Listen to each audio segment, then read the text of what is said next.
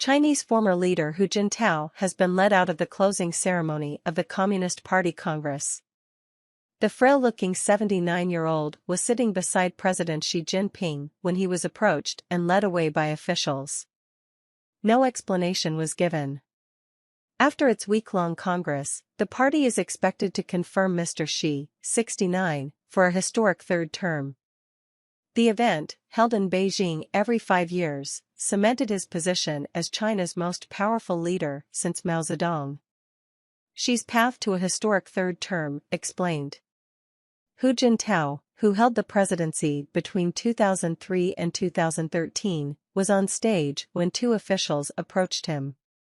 He said something to Xi Jinping, who nodded back. Then Mr. Hu was escorted out of the Great Hall of the People. Line. Analysis box by Stephen McDonnell, China correspondent. Footage of Hu Jintao being asked to leave the stage is drawing global attention, as people try to work out what has just happened. There are a lot of questions and no answers so far from the Chinese government. The country's former leader, at one point, appeared reluctant to move. If that is the case, why? What did he say to the man who replaced him, Xi Jinping, which prompted a nod from China's current leader, and what did he say to his protégé Li Keqiang as he tapped him on the shoulder before being ushered off stage? The two most likely reasons for his departure are that it was either part of China's power politics on full display, with a leader representing a former time being symbolically removed, or that Hu Jintao has serious health problems. If he was led away because of ill health, why did this happen so suddenly? Why in front of the cameras? Was it an emergency? A longer edit of footage taken today shows Xi Jinping turning to the former party chairman and also, to Mr. Hu's left, senior figures Li Zhanshu and Wang Huning appearing concerned. The Communist Party's mass meetings are normally highly scripted events, leading to speculation that the timing of Hu Jintao's departure might not have been an accident. He attended the earlier closed-door session on the last day of the Congress, then cameras were allowed in for the final portion of the day. It was just after the cameras had set up that officials approached Mr. Hu and indicated that he should go. Hu Jintao represents a very different China to that of Xi Jinping. He ran a much more collective leadership and had to balance various factions represented on the Politburo Standing Committee.